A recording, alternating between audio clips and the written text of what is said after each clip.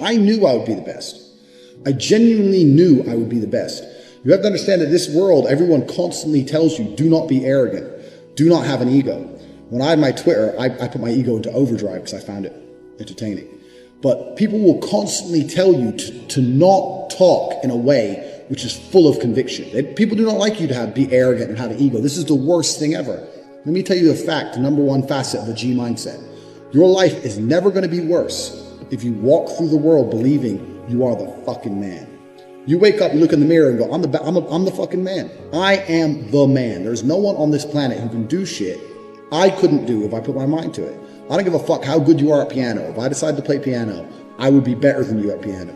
And I believe that. I don't just say these things, I fucking believe them. And when you go through life believing you really, really are the man, there are very few downsides.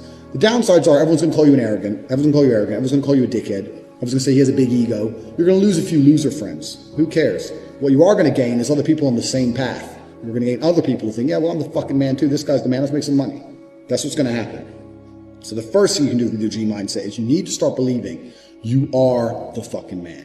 Even if you're not the man yet, even before I was world champion, I knew I was gonna be the man. So I don't give a fuck. And I was happy to say that to anybody. When people called me arrogant and stupid and deluded, I just sit there and look at them and say, yeah, fuck you. I'm going to be the man. And this is how now, when my life's kind of come full circle. And the reason I managed to go full circle is seeing someone else with more success than me, ingrained in my brain. And to a lot of people, it doesn't ingrain in their brain. I was walking to school. If I was walking to college with my friends, I used to have to walk. I went to a college on the other side of town, so I had to walk 4.6, I think it was, fucking miles to college. It was a fucking nightmare. So I used to walk. Halfway, I'd meet some other people. Then towards the end, there'd be a group of 5 or 6 of us along the way. And when I met, and one day a Ferrari burnt past us, and everyone else was like, oh yeah, Ferrari. I'm like, and I remember saying to the group, I was only 18, I said, doesn't it annoy you that this guy has a fucking 300,000 pound car and we'll probably never have one? And they're like, oh yeah, it's only a car. I'm like, no, you don't understand. There is a life hack. There's something happening where people are living lives that other people don't get to live. There's something happening. There's something going on. I want to have a 300,000 pound car. I want it. And no one else wanted it. These little events didn't ingrain in their brain. A Ferrari driving past me bothered me. And it bothered me to my core, to the point where I decided I would do anything it takes to have one. Whereas other people just saw it and carried on with their normal lives. This is the reason I have 6 or 7 supercars and other people don't. Because these small events ingrained in my brain. So this is the second thing, G mindset. First thing you have to believe you're the fucking man, you can achieve anything. And when I say that, I'm going to say that again. You have to believe you're the fucking man, and you have to believe you can achieve anything. I'm not saying you can achieve anything easily. I'm not saying it's not going to take a whole bunch of work. I'm not saying it's going to happen quickly, but you have to believe you can achieve anything. I'll tell you something now, I don't give a fuck if it's being an astronaut. I don't care about climbing Mount Everest. You give me enough time to train, I will get it done. I know that for a fact because I know who I am as a man. You need to be perspicacious. You need to understand that in this world, there's a whole bunch of people doing amazing shit that you are not doing. And that needs to piss you off. Because if it pisses you off, you become motivated all of a sudden. I was the only one who was pissed off when that Aston Martin was next to me and I had my sales job. I was the only one who was pissed off when I saw that Ferrari drive past. Other people were not annoyed by it. And they're not annoyed by it. They're not driven to beat it. You understand? They're not driven to be where that person was. You need to be annoyed, and I'm telling you to be angry. Anger is a fantastic force. Like I said, the world tells you not to be arrogant, it tells you not to be angry. It's 2 things it tells you to do. Don't be arrogant, don't have an ego, and you don't have anger. You're a fucking man. You're a full-grown man. It's perfectly fine for you to be pissed off. It's perfectly fine for you to look around at your life, look at the girl you're fucking, look at the house you live in, look at the car you drive, and get pissed off and go, you know what, I want a hotter bitch. I want a fucking nicer house, and I want a faster car. There's nothing wrong if you take that anger and you direct it in the correct direction. This is the reason I stopped fighting now. People go, why do you stop fighting? That's because I fought and I went through hell to get everything I now have. I had nothing when I fought. I had nothing. And I wanted the life I now have. Now I wake up in one of my 3 mansions with one of my 7 supercars and one of my 15 women. What do I need to fight for? Like, people have different motivations for different things. There's some fighters out there who fight for other reasons, you know? But my motivation was I was pissed off at the world. And now I'm not as angry as I used to be, so I don't believe I'm as good a fighter as I used to be. I'll still whoop some ass, but I'm not as good as I used to be. So that's why I've decided to retire early. But this is the second thing. So the first thing, believe you're the man. Second thing, You need to get angry about your situation. When you look around you and you don't own the home you're in, get pissed off. If there ain't a Ferrari on your drive, get pissed off. If you don't have 10 Playboy Bunny level beauties, get pissed off. And what the fuck? You need to sit there and realize, whoa. I have a few years of consciousness, and even less than that, I have a few short years as a young man, because age will damage you. I mean, if you're a millionaire when you're 60, it's not nearly as good as being a millionaire at my age. I became a millionaire at 28. So you need to realize you got a few short years as a young man, you're fucking wasting them. You need to sit there and go, fuck, shit, get angry. Because getting angry, forced, directed anger is an extremely powerful force. Nobody, absolutely nobody, gives a fuck about you as much as you're going to have to give a fuck about yourself. Nobody cares about you as much as they need to care to fix your life. Even your parents, even your friends, even all the people who think they care about you. They care about you, yeah, sure. There may be 2 or 3 people on the planet who genuinely care about you. But nobody is going to come to your bed, drag you out of bed, fucking drag you to a job, force you to work hard, go and get you a hot bitch and go and buy you a Ferrari. Nobody is going to do that for you. You are never going to have any of the things you want if you do not get them yourself. Nobody cares about you enough to do it for you. This is absolutely true. Personally, I'm an atheist. And when I say I'm an atheist, people seem to be a bit confused by this. I don't know why that surprises people, but I'm absolutely and utterly an atheist. And the reason I'm an atheist is because I believe that there is no grand plan. There's no God in the sky looking out for me. I don't believe that there's anyone here to save me on this planet or in the sky or anywhere else. I am me. I was born. I have maybe, if I'm lucky, 70, because I'm quite big. When you're physically large, you die sooner. 70 years of consciousness. And these years I experienced, the only person who's going to make them fun and exciting and interesting, the only person who's going to make me happy and live a life that I want to live is me. Nobody's going to do it for me. No God has a plan for me. There's no one else who wakes up each day and goes, you know what?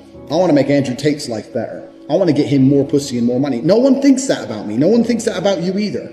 Nobody thinks that about you. The only person who gives a shit about your life truly is you. And if you don't give a shit, then you're fucked. And after you get angry, you need to realize that nobody is going to give you the things you want. It doesn't matter if Donald Trump is president or not. I'm a huge Trump fan, but it doesn't make a difference. No politician is going to make you rich. No one else is going to come along and say, I'm going to concentrate my effort on fixing your life. Nobody. You have to understand you are out here alone, absolutely alone. And when you understand these 3 things, you start to see how a mindset comes together. Nobody's going to save you. You're fucked. It's totally down to you. You're pissed off with your current situation and you want to change it. Plus, you believe you can do absolutely anything. This is how I thought at 18 years old. This is how I achieved so much in the short years. This is how I went from a nobody to a world level athlete and a multimillionaire.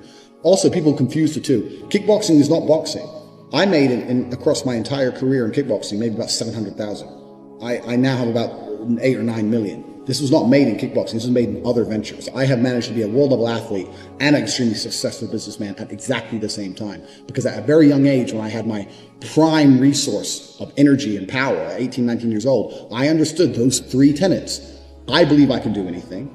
I'm pissed off I don't have the life I want. And nobody else is going to give it to me. These are 3 things you need to understand. If any one of these elements is missing, you'll never have the right mindset. The G mindset will never formulate if any one of these elements is missing. All 3 are absolutely essential.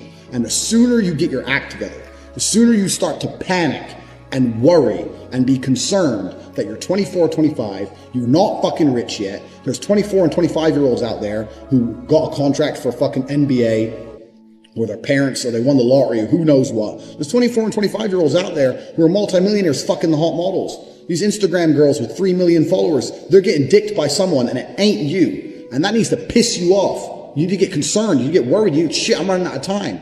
You need to get some urgency in your life.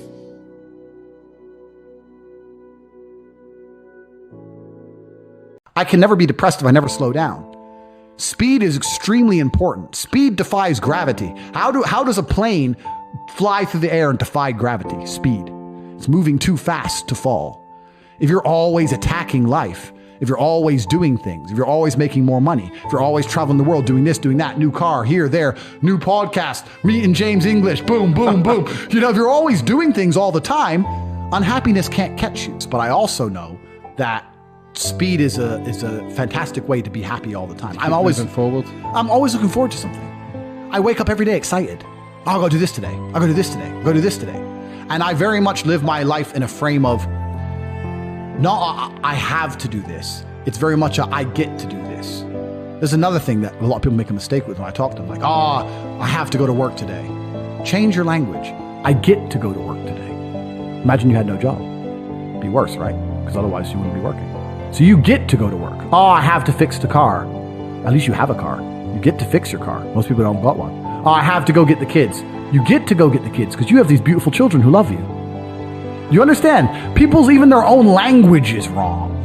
The world can be framed. Maybe I'm completely crazy. Maybe I'm full of shit, like you said. Maybe I am. But the frames I've installed in my mind are all beneficial to me.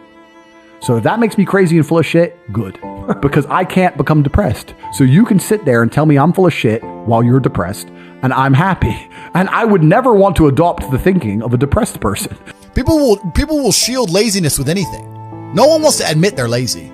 So they'll shield it with disbelief. That's a scam. Or, I don't work hard, I work smart.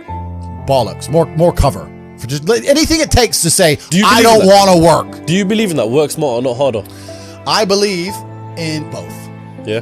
But there's a time when it comes to work smart. And most people are trying to do the smart work before they do the hard work. It's kind of like talent, right? You don't notice if you're talented at something until all the hard work's done. Yep. I could be the most talented tennis player in the world, but I don't play tennis. So if I go down the tennis court, Joe Schmo's going to smoke me. I don't get to see my talent until I've worked so hard that I'm in the top 1%, and now I'm beating them because I have some God-given gift. Yeah. You understand? Yeah. You have to do the hard work first. If there's no hard work, there's no smart work. So someone's going to sit there and go, I work smart, I don't work hard, so I only have to work an hour a day. If working smart gets you a lot done in an hour a day, then you should work smart for 12 hours a day and get 12 times the work done. I am absolutely and utterly a believer in hard work. I'm a proponent of hard work. I have all this money and all I do is work. My entire life is work. This podcast is work. I'm getting in the car, I'm going to another meeting, work. I want to go to the gym so I'm in good shape, work. It's all work. My entire life is work. And people don't want to look at life that way. They want to talk about work-life balance and being lazy and all this crap. I don't believe in any of that. I believe in, if you want to win, you have to outcompete the man who's prepared to do nothing but work. It's player versus player. If you're going to sit there and go, I don't want to work more than an hour a day, well, the guy who does want to work more than an hour a day is going to beat you. And no matter how smart you are, there's always a smart dude who's doing the same smart work you are for more hours than you're doing it. That's just the nature of the game. The way that humans work and the way that we've evolved as a species is that we don't really learn lessons unless they're learned the hard way. Yeah. I believe that unless a lesson is taught the hard way, you're not going to learn it. You can have so many near misses and people won't learn their lesson. Bro, you must know a guy who goes out there, nearly crashes his car, doesn't slow his ass down till he wrecks it. Yeah. Like, this is just how people are, right? So you need that pain for the lesson to sting enough to really genuinely go inside of your mind. And it's the same with everything. It's the same with driving a car or business. Truthfully, if you want to learn a lesson about business, you're going to have to suffer at some point, right? So we always say that most people are not successful with their first companies, X, Y, Z, blah, blah, blah. I get that. The truth is, there's a lot of people who make a lot of money with their first company, but they just spunk it, act an idiot, and it all blows up in their face. And that's how you get the discipline on your fourth company, that when you have $3 million in the bank, you just leave it there. You know, and don't be done with it. So you need to go through some pain. You need to experience some negative things. You need to have to a degree some trauma to really even learn any lessons. So yeah, business studies, you're right. The book, that's not going to teach you anything about business. You need to get out there on the streets. You need to make mistakes. You need to suffer. You need to have the tax man knocking at your door. You got to deal with all that stuff so that you make sure it doesn't happen again. I really think that humans are stupid enough to only learn the hard way. And life really doesn't have to be that complicated. When you see somebody that has something you want, you just got to try and work out how they got it. Yeah. And that's the missing part. Most people see people with things they want, and they don't do the second half. They don't try and work out how they got that thing. Oh, my man has a Ferrari. Okay. I wish I had a Ferrari. Okay. They don't sit there and go for an hour, how did he get a Ferrari? It doesn't cross that part is the part they don't want to do, right? They just go, oh, he has a Ferrari, wish I had a Ferrari, and they go back to TV. Yeah. And that's why they lose. It's player versus player out here, man. It's on the street. It's not easy. For every dollar you make, for every pound you take, you took it from someone else. You don't make money, you take money. People don't understand the way that money works. You're not the Federal Reserve. You can't create money from thin air. Every single pound in your bank is money you took from someone else. And when I say take, I don't mean it in a negative way. You might have convinced them to give it to you. You might have a coffee shop. I'll give you a nice coffee. You'll give me some money. Cool. But you still took his money, right? So if you're out here trying to take stuff from other people, don't you want to have a team? You want to do it by yourself? You want to be Rambo? Because if you get two of you doing it. You get two of you. That's right. So the whole idea of this lone soldier, this Rambo, I'll do it all by myself, that's all dead, bro. You need to have a team. It's player versus player. And for the same reason, if you were out here on the street and you want to defend yourself, you want your boys around you. It's the same thing with trying to get rich. And you're laughing with your boys. Yeah. The brokey days are great. And I'm not complaining about being rich. Obviously, I worked hard for this, and it's a fantastic life I live now. But I think without those brokey days, without those original days to compare it to, without that juxtaposition, then I don't think being rich would be fun at all. I think it's only fun because you can compare it to the days when you weren't rich. That's the only thing that makes it fun. The only thing that makes a $10,000 steak fun is that you can laugh saying how you never had 10 grand in your bank till you were 27 years old. Yeah. Like otherwise it's boring. Otherwise okay, steak. And I think if you're born with too much money, that you'll never truly be happy. I think you need the brokey days. They're the best days. They're the best days.